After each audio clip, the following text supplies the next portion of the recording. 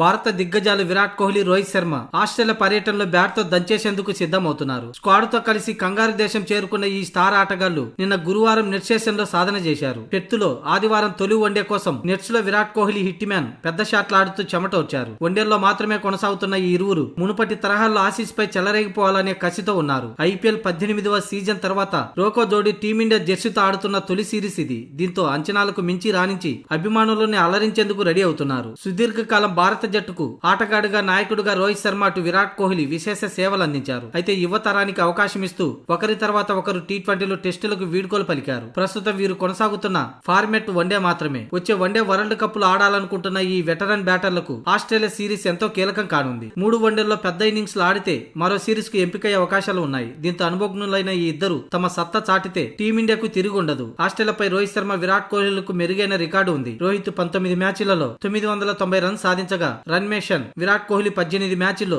802 పరుగులు బాదాడు. దీంతో ఆస్ట్రేలియాతో జరిగే వన్డే సిరీస్ లో అందరి దృష్టి ఈ ఇద్దరిపైనే ఉండనుంది.